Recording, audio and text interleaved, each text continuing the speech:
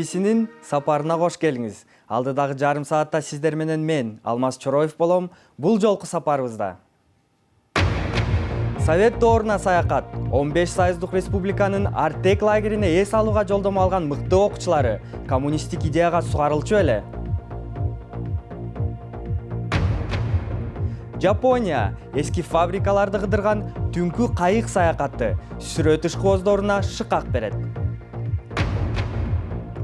Кишилер велосипед тээбес алат, жумушка же башка бир жакка барышат. Бейжиң, Каир жана Бишкектеги велосипедчилерден кабар алабыз.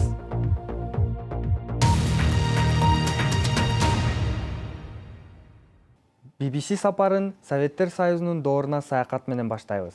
Ал кезде 15 союздук өлкөлөрүнүн эң мыкты окуучуларына Артек пионер лагерине жолдомолор берилчү. Лагерь коммунисттик идеология машинесинин бир бөлүгү болгон. Анда компартиянын жетекчилигине жаңы муун тарбияланчу. Бирок Артекке путевка алган пионерлер сүйүнгөн бойдон эс алууга жөнөгөн.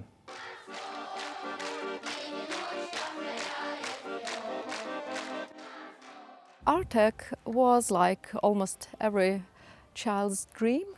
Артек баланын кыялындагы нерсе болчу. Советтер Союзунда эң мыкты гана окуучулар Артек пионер лагерине 1 айлык путевка менен сыйланаарын баары билчү. Go and stay there for a month. Children whose parents were members of the communist Чет өлкөдөн дагы ата-энеси коммунисттик партиянын мүчөсү болгон балдар келип, биз сыяктуу советтик окуучулар менен эс алчу.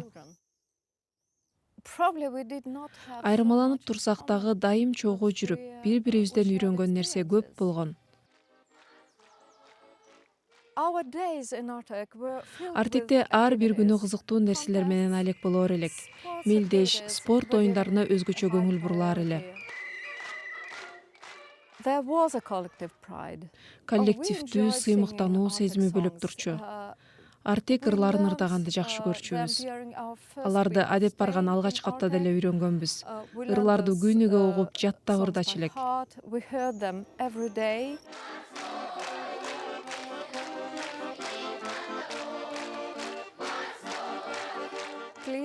Мени ырда дебесиңер. Мен ырдай албайм.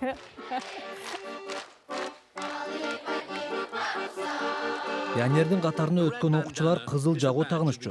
Бул алар коммунисттердин жаш муун экенин, бир күнү алар да коммунист болуп, өлкөсүнө кызмат өтөйт дегенди туюнтуп турган.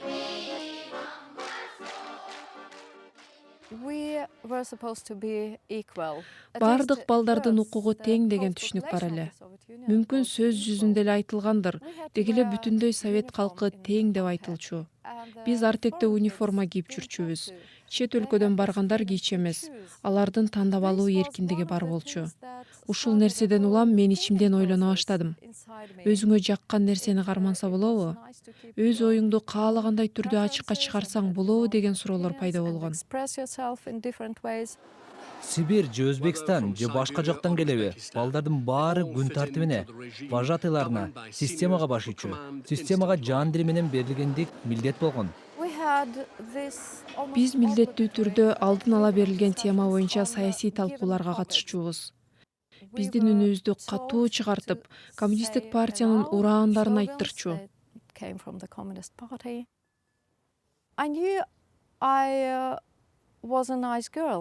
Мен адептүү кыз болчумун. Адептүү кыз чоңдордун сөзүн эки кылбай, тил алчаак болот. Чоңдор болсо бизде аларга керектүү сөздөрдү айттырчу. Мен ал сүйлөгөн сөздөрүмө өзүм деле жарым-жартылай ишенсем керек. Азыр болсо Артектеги күндөрүмдө ошол саясий талкууларыбызды эстегенде, бала чагыбыздан эле биздин мээбизге куя беришкенин түшүнүп турам. Бирок ал позитивдүү эле болгон деп эсептейм. This concept was a kind of positive brainwashing.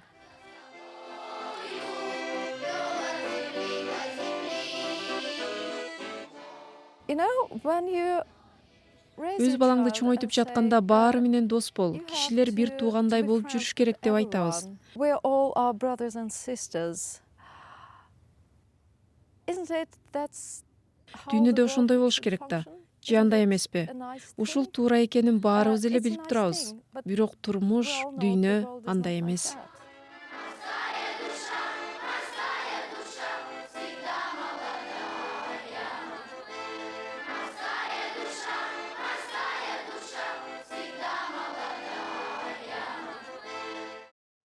Мурунку постсоветтик республикаларда Артек лагеринде эс алып, унутулгус тажрыйба алган адамдар көп болсо керек. Алардын бири BBC кыргыз кызматынын продюсери Гүлнара Касманбетова мен менен студияда. Гүлнара эже, Артекте болгон күндөрүңүздү сүрөттөп берсеңиз. Жогоруда тасмада да көрүнүп атпайбы? Ар бир бала түн ичинде болобу, кайсы учурда келип түшкөндө баары душка кетчү дагы. Бир маалда эле душтан баары оп-окшош болуп эле бирдей форма кийип чыга келет да. Бири-бирибизди карап алып тааныбай себеби окшош кийимчен болчубуз да. Анан ошого толкунданып бир кандайдыр бир башка коомго түшүп калгандай болуп, өзүбүздү өзгөчө сезип, ошентип шагырап ошол барып калар элек тамагыбызга, андан чыгып алып, жанакы речевка дегендер болчу эле пионерлердин, ошол маршировка дегендер болчу эле, отуруп алып биринчи күндөрдөн баштап эле Артектин бүт ырларын бизге жаттаткан. Анан түшкү тамакка аз калганда бизди деңизге алып барышчу эле. Деңизге түшүп алып, анан түшкү тамагыбызга барып, андан кийин сөзсүз уктамай деген болчу. Андан кийин чыгып алып, кайра баягы ырларыбызды, бийлерибизди үйрөнүп ошол жерде. Анан кечки тамактан кийин болсо, ошол бир күндүн ичинде кандайдыр бир жетишкен жаңы ырлар, жаңы бийлер, жаңы оюндар болсо, бүт дружина чогулуп алып, бир жалпы аянтча бар эле, ошол жерде чогулуп алып отряд менен мелдешип ойноп калар элек. Мен коммунизм доорунун четин эле көрүп калдым. Бирок мага лагерь дегенде шарттары начар, кээде жакшы, айрым учурда балдарды мушташа кетет деп уккам. Артекте да ошондой болду беле? Андай болгон эмес, бирок бул жерде ушул Артек жөнүндө сүйлөшөлү дегениңди алмас. Мен жалпы ушу балдарга Советтер Союзунда идеологияны кантип үйрөтүшкөн деген тема катары түшүнүп атам да. Ошондуктан Артек кезинде Советтер Союзунда эң үлгүлүү пионер лагери болуп саналган. Артек лагери бул тек гана эс алуучу жай болгон эмес. Артекке ошол кезде Советтер Союзунда эң мыкты окугандар, же болбосо кандайдыр бир эрдик көрсөткөн, мисалы үчүн сууга чыгып бараткан бирөөнү куткарып калган, же болбосо колхоздо, же башка жерлерде чоңдорго жакшы жардам берип, жакшы натыйжа көрсөткөн окуучуларды жөнөтүп турчу эле. Эң мыкты өкүлдөрбүз деп алар өздөрүн эң жакшы жагынан көрсөтүүгө умтулушкан. Ошол эле кезде бизде пионер вожатыйлар деген болгон. Алар атайын даярдыктан өткөн, алар да жөн эле кишилер эмес. Ушул Советтер Союзунда ар кандай мекемелерде, жалаң эле мектептерден эмес, мыкты иштеген жаштарды, ошолорду келечектеги компартиянын кызматына даярдайбыз деген адамдарды Артекке пионер вожатый кылып алып барчу эле да. Алар биз менен отуруп алып, ар кайсы дүйнөдөгү окуялар жөнүндө сүйлөшчү. Бирок деги эле ошол жерде балдардын бирдей форма кийип алып, бирдей советтик ырларды ырдап, жанагындай речевка, маршировкаларды кылгандын өзү эле кандайдыр бир бирдиктүүлүккө умтултуп турчу. Бул жерде белгилей кетчү нерсе, биз азыр мына ушул убакыттын бийиктигинен ойлоп атпайбызбы? Бул жалаң эле идеология болгон, машина болгон, кааласаң да каалабасаң да ошол нукка салган деп. Кайра ойлоп көрсөк, ал коммунизм убактысынын бир чоң мүнөздөмөсү болуп атпайбы? Мисалы үчүн мен кичинекейимде мен коммунизмди куруп атам деп аябай терең ишенип жашагам да. Анан күнүгө күтчүмүн. Коммунизм качан келет болду экен деп бир жолу апамдан да сурагам. Биз качан коммунизмди куруп бүтөбүз десем, апам, эми ал биздин учурубузда болбойт го, ал келечекте курулчу нерсе деп атканы эсимде да. Анан жанагындай Артекке балдарды чогулткандын өзү ошол багытка балдарды салчу. Ал жерде кандай баалуулуктар болгон? Коллективдүүлүк, бир туугандык, достук деген. Эми ал коммунисттик лозунг болобу, коммунисттик эмес лозунг болобу, баары ал бардык адам баласына таандык нерселер болот атпайбы? Ошондуктан баягы жаш балдар, жаш пионерлер ошондой бир туугандык, достук, коллективдүүлүк деген ураандарга абдан эле берилип, чын дилинен ошонун бир бөлүгү болууну каалашкан. Албетте, ал жерде балдарды силердин аркы чет өлкөдө душманыңар турат деп да үйрөткөндөр болгон, бирок негизинен бул пионер лагерь болгондуктан, балалыктын кайсы бир доору болгондуктан ал жерде негизинен балдар көңүл ачып, ырдап, бийлеп, ойноп жүрүшчү эле. Бирок ошол оюндар, ырлар аркылуу балдар коммунисттик идеологиясына сугарылса керек. Мисал үчүн Алмаз, чекесин көрүп калдыңбы жокпу билбейм, баягы пионерлер басып баратып. Раз, два, три, четыре, раз, два. Кто шагает дружно в ряд деген речевкалардын баары булар эмне кылып атат? Булар силер келечекте Компартиянын жаңы муунусуңар дегенге баягы тымызын балдардын мээсине куюла берген. Анан жана пионерлерден дайым даяр бол дегенде бүтүндөй отряд, дружиналар болсо дайым даяр деп тиге салют бергендерин өзү дагы силер келечекте Компартия силерге кандай тапшырма берсе, силер дайым даяр болуп ошону аткарууга тийишсиңер деп чын-чынын айтканда бул жаш муундун, жаш балдардын мээсин чайкоого эле жатат. Бирок азыр ойлоп көрөм да, мисалы үчүн ушул тушта постсоветтик республикаларда көп эле эми пионер лагери деп аталбаса дагы балдардын эс алуучу жайлары бар. Ал жерде тек гана эми балдардын көңүл ачып, машыктырып, ойноттурушат. Бирок ошол эле кезде кандайдыр бир жоопкерчилик болуш керек, элдин кызыкчылыгына иштеш керек. Баары бир туугандык, достук деген түшүнүктөр балдардын жүрөгүндө, мээсинде орун алгыдай кылган чаралар көрүлүп жатабы? Бул башка суроо болуп атпайбы? Демек буну балдарды манипуляция кылуу эмес, буну туура деп эле эсептейсиз. Жалпы адамдык баалуулуктарга үйрөтүү жагы мен абдан эле туура деп эсептейм. Азыркы күндө дагы жаш муундарга ошондой багытка салган бир чаралар, конкурстар, мелдештер болуп турса деп эле ойлойм, ооба.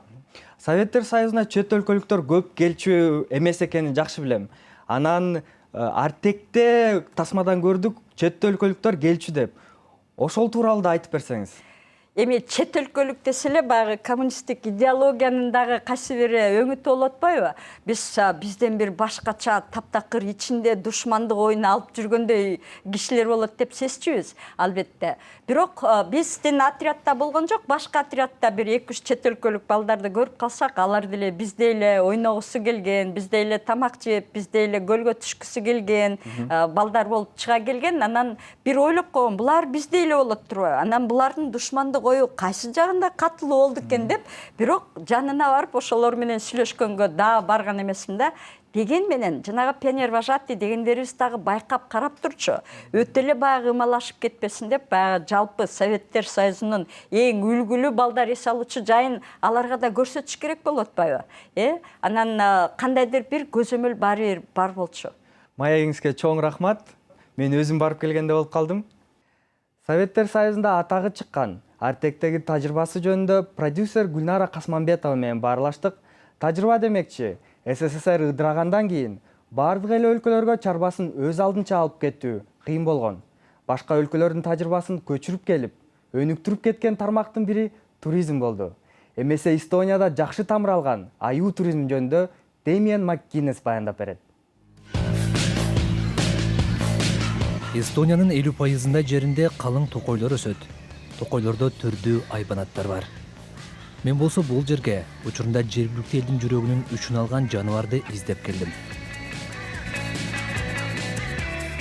Идувиру аймагында мен түнкү күзөткө туруп күрөң аюуга байкоо салам. Бул жырткычты көргүсү келгендер көп. Андыктан бул жерде Финляндия жана Швециядагыдай эле аюу туризми чоң бизнеске айланган. Эстониянын борбор аймагында өзүң жалгыз жүрүп килейген токойдун ичинен аюуну табуу кыйын. Андыктан мен жардам сурап Фринга кайрылдым. Ал гид жана аюунун изине түшө алган адис. Биз токойдо аюуну кантип издеп табабыз? Бул жерде изине түшүү оңой эле. Дегенде топурактуу, ным келген жумшак жерди табыш керек. Аюунун изи ошондой жерге жакшы түшөт. Анда басалы, жол баштаңыз.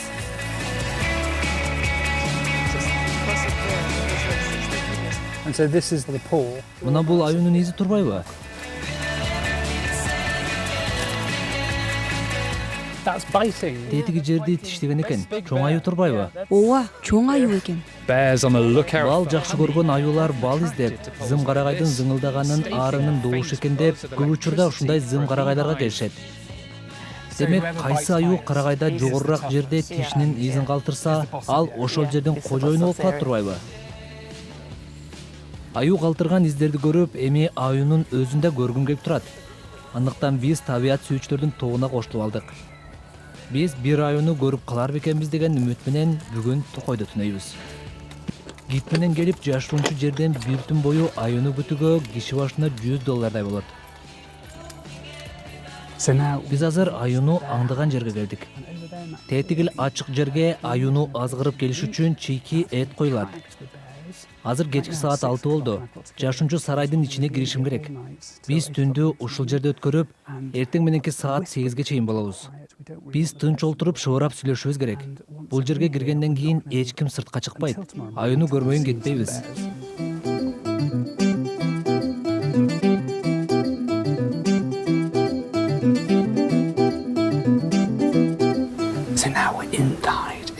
Бул байкос алган сарайдын ичи.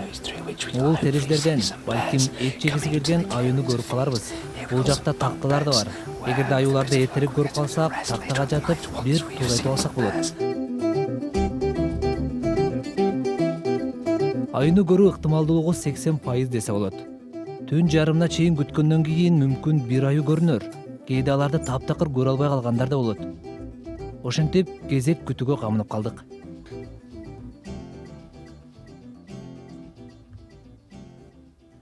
Бир саат өтпөй Кудай жалгап бир аюу көрүндү.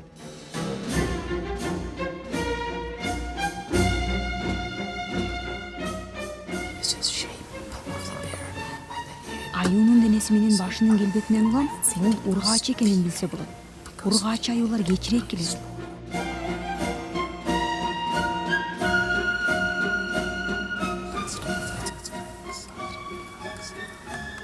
Турмушта тирүү аюуну мынча жакын жерден көрө албайсың.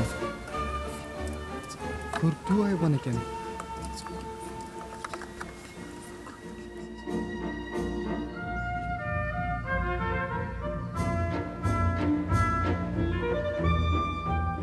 Wow, what an experience. A night spent out in Сонун. the forest. Бул жерде бир түнөп жапайы айбанды көрүү сонун тажрыйба болду. Жапайы жаныбарларды алардын табигый чөрөсүндө көрөм десеңиз, эч нерсени көзөмөлдөй албайсыз. Эмне көрөрүңүз, эмне болуп кетери белгисиз. Ал эми бул уюшулган жерде биз Европанын эң чоң жырткычын көрдүк. Largest predator.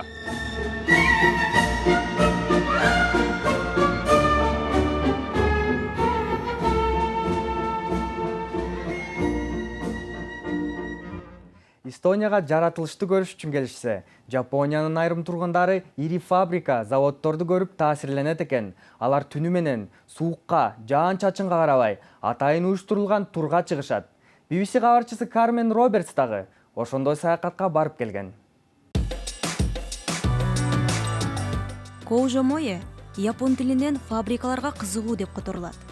Бузула болгон өндүрүш мекемелерине туристтердин кызыгуусу барган сайын артып келет. Коужомое саякаты адатта фабриканын ичине алып барган саякаттардан айырмаланып турат. Бул саякатта өзгөчө түн ичинде туристтер өндүрүш мекемелерин сыртынан айланып, алардын фантастика чыгармасын сүрөттөгөндөй сүрдүү көрүнүшүнө суктанышат. Мен дагы өз көзүм менен көрүп келейин деп, Токионун түштүк тарабындагы фабрикаларды көрсөткөн түнкү саякатка жазылып алдым.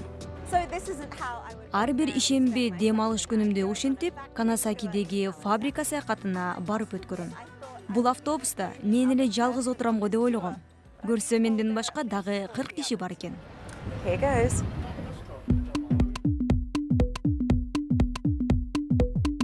Ар кандай автобус турлары болот. Биз болсо Токио булуңун курчап жайгашкан өндүрүш зонасын кыдырчу кайык саякатына да жазылып алганбыз. Бул Диснейленд эмес. Андыктан жаркырап жанып турган оттор болот деп күтпөгүлө, дейт биздин гид. Саякатчылар күңүрт суунун үстүндө чагылышкан фабрикалардын кечки отторун тамшанып карап, ала келген тамак ашын шам-шум этип алышат.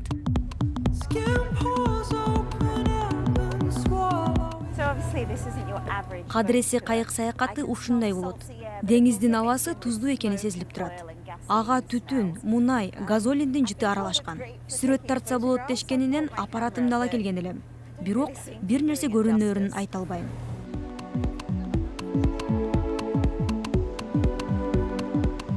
Бирок көпчүлүк Коужомое саякатчылары дал ушул сүрөт тартуу үчүн келишет.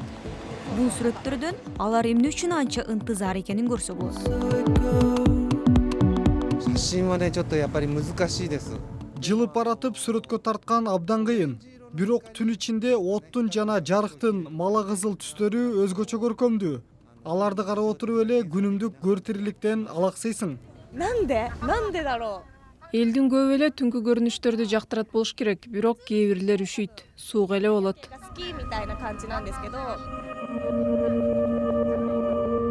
Саякатчылардын көбүнө түнкү караңгылык жагат. Бирок түнкү саякаттарды уюштурууга каршы чыккандар да бар. Туризм өкүлдөрү фабрикаларга болгон кызыгуудан пайдаланып, турларды мыкты уюштуруп, элди тартууда. Менин оюмча көптөгөн корпорациялар, кардарлары жана жалпы эле коомчулук алар эмне иш кылып жатканын түшүнүшүн каалайт. Бул корпоративдик имиджди түзүү стратегиясынын бөлүгү. Эгерде кардарлар фабриканын же продукциянын имиджин жактырса, алар ошол фабрика чыгарган товарды сатып алышат.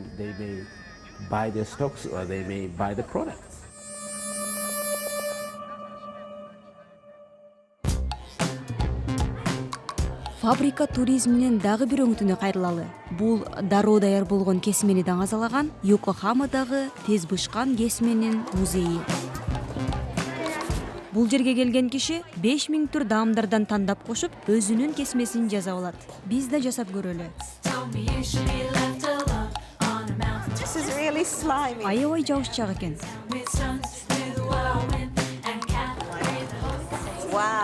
Узундугун карасаң, баары эле эс алуусун ушинтип өткөргүсү келбейт болуш керек. Бирок фабрика туризми кеңири жайылганына өкмөттүн көңүлү да бурулду. Өкмөттүн айтымында иштеп жаткан фабрикаларды дүйнөлүк мурастар тизмесине киргизүүгө жол ачкыдай кылып, мыйзамга өзгөртүү сунушталып жатат.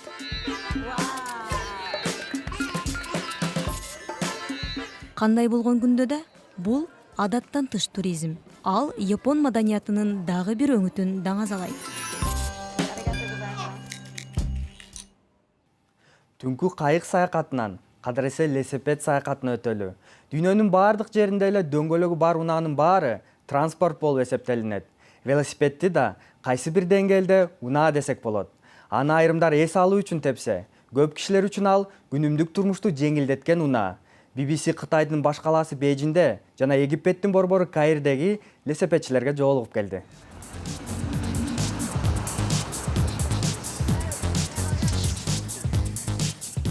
Менин велосипедим мага эркиндикти сездирет. Ал менин колу бутумдун уланчы сыяктуу. I cycle across Cairo every day to work, from my home to work. Мен күн сайын Каирде үйдөн жумушка, жумуштан үйгө велосипед тээп барам. Унаа менен 2,5-3 саатта жетесиң. Шайтан араба менен 1 саат эле кетет.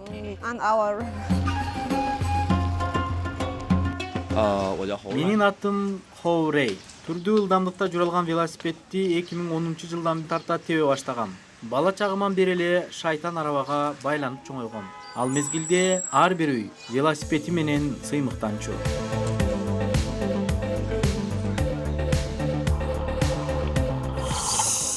As a woman cycling in Cairo, I faced so many criticisms. Каирде велосипед тепкен айымдар сынга кабылат. Айрымдар менин дарегиме жаман сөздөрдү айтышат.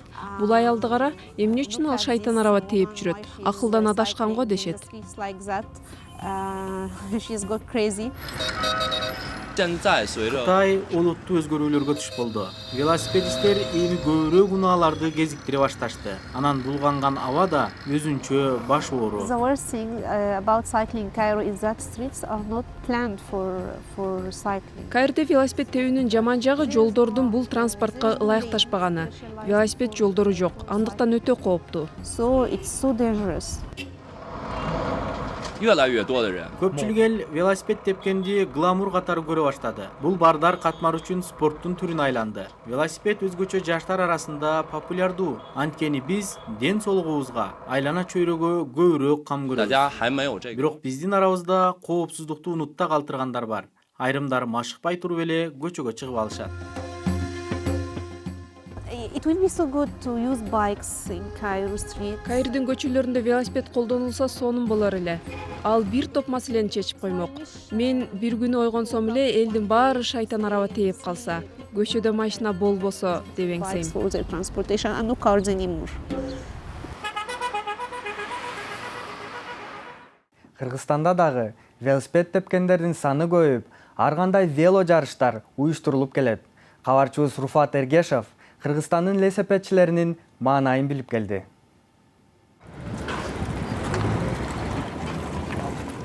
Менин атым Назгүл, мен 20 жаштамын. Мен негизи велосипедди шаардын ичинде тепкенди жактырбайм. Себеби шаардын ичинде велосипед тебиш үчүн велодорожкалар жок. Ошондуктан шаардын чытына чыгып, же болбосо тоого эс алууга барганда велосипед тебип, өзүмдүн жактырган спорт түрүм да, ошо велосипед тебип эс алам десем болот. Менин атым Талайбек, мен 17 жаштамын. Мен Дандырда иштейм. Эртеден кечке машина тыгын жерде көп болом. Велосипедти биз транспорт катары пайдаланабыз. Бирок машинанын жолунан жүрөбүз. Себеби велосипеддин атайын жолу жок. Мага өтө кыйын. Жолдор өтө тыгын. Жана тротуардан жүрөйүн десең, тротуарда дагы тачкасын коюп, сода сатышат. Биз кетип атканда бир машинаны чийип алабыз. Биздин айлыгыбызды алып, аны төлөшкө туура келет. Даже биз карыз болуп калышыбыз да мүмкүн. Бизде мүмкүнчүлүк жок. Шаардын ичинде тебүүгө айдоочулар көбүнчө мындай солидарность деп коет го, ошондой жок да биздечи. Себеби сен велосипед тээп баратсаң, алар сүзүп да кетиши мүмкүн, андан да коркунуч бар. Анан ошон үчүн мынтип этияттап, чет жагынан тротуарга жакыныраак айдаганга аракет кыласың да. Биздин парктарда ошол велосипедди да прокатка берген жайлар пайда болуп баштады. Велосипед тебүүгө менимче Южный ворота паркында же болбосо Панфилов парктын ичинде айдоого болот. Ошондой эле Молодая гвардия. Көбүнчө ошо парктардын ичинде же болбосо шаардан тышкары эле тебүүгө болот деп ойлойм. Ал эми шаардын ичинде ушундай чоң жолдордун арасында мен өзүм тебүүдөн корком да.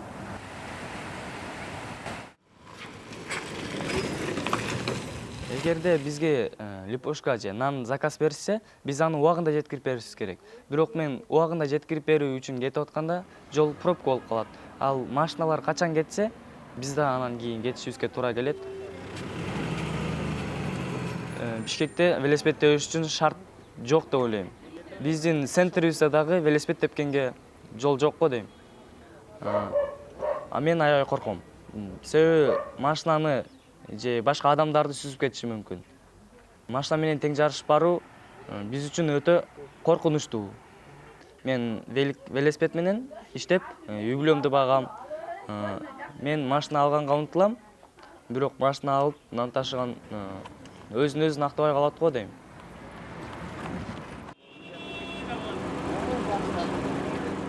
Бизде азыр транспорт деген машина деген абдан көбөйүп кетти.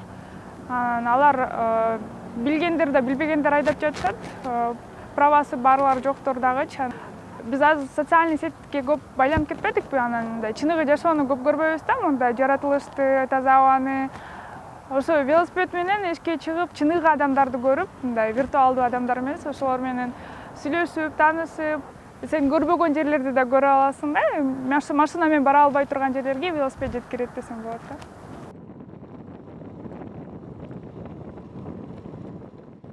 Кыргызстанда велосипед тебүү жайылса, кишинин ден соолугу үчүн, Бишкектин тазалыгы үчүн жакшы эле болмок деп ойлойм. Бул жолку BBC сапары соңуна чыкты. Аны интернет сайтыбыздан кайталап көрсөңүз болот. Дарегибиз bbc-kyrgyz.com. Сайтыбызда сапар программабыз боюнча өз пикириңизди жазып койсоңуз болот. BBC сапарында сиздер менен мен Алмаз Чороев болдум. Саламатта калыңыздар.